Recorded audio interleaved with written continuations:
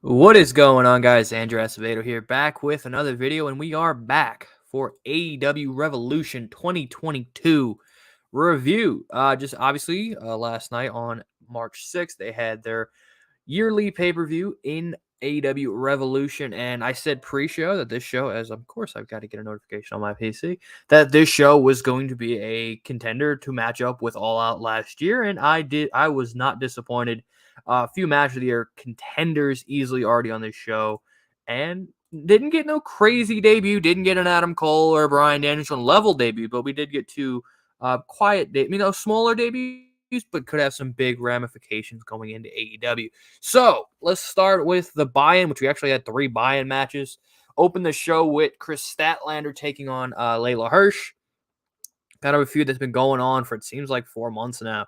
Statlander said on Dynamite, like, hey, you'd see a different version. I'm not really going to go back crazy into the match, but Hirsch, it was a heel and full heel, used a metal turnbuckle hook underneath the ring, cracked her in the head, and with the win, also Red Velvet came down, and Shivani did say that now Layla Hirsch is the number 1 contender and will take on Thunder Rosa on Dynamite to find out who's next. We'll take on Britt Baker with Hook and QT Marshall. It is what it is. Taz is on commentary for Hook's first pay-per-view match. And again, Hook went in there, finally took a couple bumps, and just won with the red rum. Really nothing more to say. Just good win for Hook, keeping the winning streak going for the handsome devil himself. And then the final match on the buy-in, the 6-man tag, Death Triangle, Pac and Penta Escuro, and gets the returning Eric Redbeard, taking on the House of Black, Brody King, Buddy Murphys, and Malachi. And this was just a fun opener, kind of, I guess it's like, I wouldn't say it's a New Japan style trios match, but just chaos everywhere. Obviously, you had Brody King and Eric Redbeard just beating the hell, being the big boys, and then Penta and Matthews had their stare down, and then Malachi and Pac always kind of just did that. You got the win with Death Triangle again, using the Black Mist to blind Eric Redbeard, and a beautiful spike pile driver from Brody King gives the win to Death Triangle. Open up the main card. It was Eddie Kingston taking on Chris Jericho, and right away, Eddie Kingston drops Chris Jericho on his head with an exploder suplex, which you gotta love. And just didn't land on his head, went to the room, and these two just beat the living hell.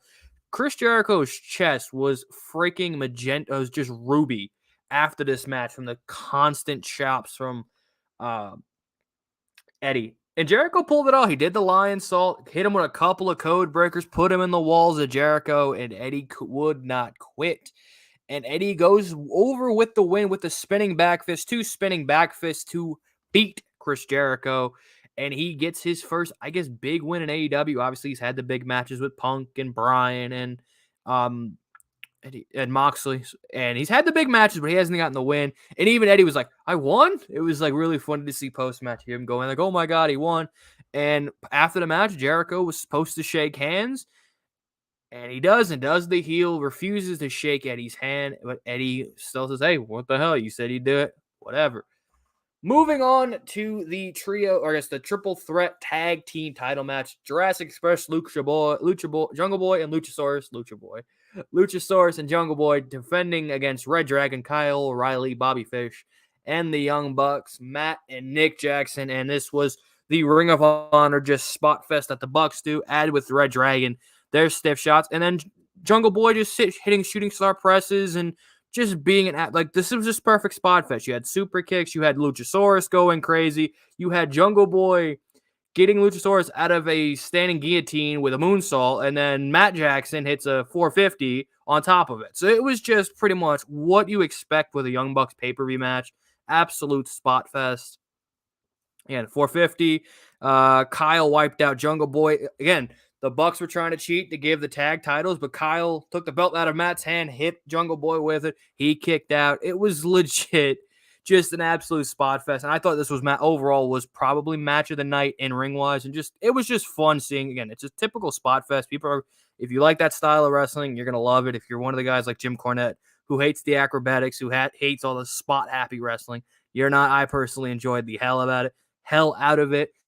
And Jungle Boy and Luchasaurus retain the titles. Again, Red Dragon and the Bucks came to blows and keeping that feud down the line. And, again, a little bit of BTE, Adam Cole and the Bucks. Seems like Adam Cole's going to pick the Undisputed. We go to the face of the Revolution ladder match. Again, the show was just banger after banger. It was hard. I thought they would go with Jade and Ty to, especially after that spot fest, to give the crowd a break. No, they went here with the ladder match. Christian Cage taking on freshly squeezed Orange Cassidy, Powerhouse Hobbs, Absolute Ricky Starks, Wardlow, and the Limitless Keith Lee. The winner of the match got a TNT title match at St. Patrick's Day Slam Dynamite. And Scorpio Sky, who's going to take on Sammy Guevara on Wednesday. And it was just the teasing of the big boys. And that's all everybody was saying. This was the beefiest ladder match possible with Hobbs, with Wardlow, with Keith Lee. And they kept teasing, they gave you teases of, hey, the big guys. And then Orange Cassidy, of course, has to ruin the spot, come in, do his little shtick with the super kicks. But a really creative spots. Again, I like with their ladder matches. They're not just repeating spots in WWE or New Japan or Ring of Honor. Like you had Orange Cassidy doing the Bubba Ray Dudley spot where he's got the ladder on his head and he's just spinning, knocking him out. And then Keith Lee and Wardlow pick up the sides of the ladder, and Orange Cassidy skins the ladder and almost grabs the briefcase. As you do obviously the spot where everybody on the two ladders grabbing the briefcase. And then it broke down into the final segments. The big boys, Wardlow and Hobbs, were beating up on Keith Lee. They go down to the ramp. There's a 12-foot ladder. They start teaming up on Keith Lee. There's a 12-foot ladder. They both rip apart the ladder on each side. Then Hobbs turns on Wardlow. Hobbs and Keith make their way to the broadcast booth or broadcast table. And then Wardlow pushes them off the stage. They're going through the ladder. So that takes care of Keith and Hobbs. And then it's down to Starks, Christian. Cassidy was absolutely launched by Keith Lee. Again, they teased the big boy spots. Orange Cassidy gets involved, and Keith Lee just throws him about 24 yards. It was beautiful to see the big man just absolutely launch him, man. Doesn't get the win because it goes down to Starks and Wardlow. And Christian set up a ladder bridge where Starks took out Christian with a spear through a ladder. Then Wardlow and Starks is going to go to climbs the ladder on the side of the ladder bridge. Wardlow Brock Lesnar jumps 6 feet in the air, lands up, powerbomb Starks. It was a brutal looking powerbomb on the ladder with Starks, especially with the neck issues. That was a very scary spot to watch. He's taken out, and Wardlow wins the face of the Revolution ladder match. And we'll get the shot on St. Patrick's Day Slam. Again, I thought Keith would have been the guy. Again, I predicted Keith to win, but it was between him and Wardlow, and I think tonight really belonged to Wardlow. Before we went to the TBS title, we got a couple debuts, and it was the debuting contract signing of Isaiah Swerve Strickland. Shane Strickland. Swerve Strickland. I think in the indies he's still Isaiah Swerve Strickland, and then Tony called him Shane Swerve Strickland. So there was, I guess, your big. I would say he's definitely got the potential to be an upper mid card to a main event draw. The guy, again, they got the Swerve House chant over, and hey, again, Swerve was great in NXT. So good to see him in AEW. Who knows where he will fit in then in AEW. Move on to the TBS title. Jade taking on Ty Conti. I didn't really care about this match. It went 10 minutes again. It was kind of especially what was after it. Let's rest the crowd out. Jade gets to defend, retains the title, goes to 29-0. Really not much. I love Anna and Ty were kind of tag teaming her as the babyface, still beating the hell out of the heel, which was cool. Again, we don't know who's going to be the one to beat Jade, but we'll see. We'll get to what I thought was built as the main event, but obviously the world title match went on last. It's the dog collar match. It's CM Punk and MJF, and right at the start, mind games begin. It starts with Cult of Personality when everybody goes nuts, starts singing, and then MJF comes out, brand new robe with some dogs on it. MJF just being an absolute knobhead that he is. And then we get CM Punk, and I didn't know. I'm going to be honest, I didn't know the Ring of Honor thing, but as soon as I saw him wearing the gear from the dog collar match against Raven, I knew what it was. But he came out to his Ring of Honor thing. And everyone's just like, nobody, most people, some people got it. I think a majority, I would say probably 50-50 people got it and didn't. But Punk comes out to his Ring of Honor theme in the old Ring of Honor gear, which he wore taking on Raven in his first dog collar match. And it was brutal. MJF, well, Punk did a tremendous blade job, which I wish MJF did a better job, because MJF's had just little cut. Punk was just covered, just dripping blood like it was nothing. And the chain, and they made some creative spots where like they kind of use like the chain is like a pulley, like they threw it over the ropes, and then Punk pulled it in MJF into the corner. But then the finish, which was obvious, Punk, they brought thumbtacks, and they did a superplex that was supposed to go into thumbtacks. It did hit a little bit. Punk attempted the Pepsi plunge MJF into the thumbtacks. I'm like, oh my God, you're going to kill him. I'm like, they're not hitting this. Like, they are not hitting this on MJF, and they didn't, obviously. Punk puts, MJF puts Punk through the thumbtacks semi, and then MJF calls out for War Dog. Wardlow comes down, and he's like, and MJF starts getting pissed off. You have one job, is to hold that damn ring. And he's like looking around, gives CM Punk time. He hits MJF with the GTS, which then he bumps into the tacks. And then they kill the camera to War Dog, and he's like, oh, it's in the right pocket. Puts the Dynamite Diamond ring on the ring. Looks CM Punk, drops the ring, leaves. Wardlow finally turns full babyface. The place absolutely popped for it. CM Punk picks the ring up, grabs the chain, pulls MJF by the neck with the chain. MJF goes out like the defiant bastard he is, spits on MJF or CM Punk. CM Punk takes the ring, clocks MJF. 1, 2, 3. CM Punk defeats MJF in the dog collar match. Again, this is what most people are saying it's match of the night. I still think the tag match was match of the night. But there was so many great matches on this card, and hell, even the semi-main, you can make that argument. So it was going to be tough for whatever followed the dog collar match, and that drew the straw of the AEW Women's Championship. Dr. Britt Baker defending against Thunder Rosa, and I wasn't interested in this match. Like, I was interested in it, but on Wednesday kind of sold that like Thunder wasn't going to win, and especially, which we'll understand why she didn't win, because there is something to make up for it, to write its own. Again, it was the same kind of Britt Baker match where Britt has Jamie and Rebel just interfering. I think Thunder got 2 virtual pins, so you knew that was over. She wasn't winning when anyone gets the virtual pin, a visual pin or whatever. And to finish again, she got her in a submission. She's tapping out. Thunder spears Reba, then takes out Jamie right into a third. I think she took 3 stomps from Britt Baker.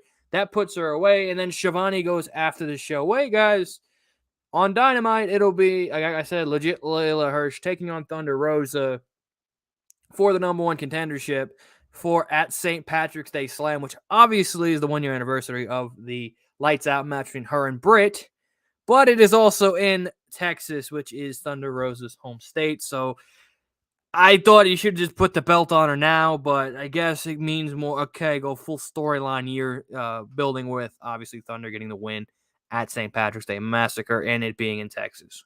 Cool. Then we get to stiff. I thought Eddie Kingston and Jericho was stiff. No, this had it be Bryan Danielson versus Jon Moxley, just literally beating the little shit out of each other.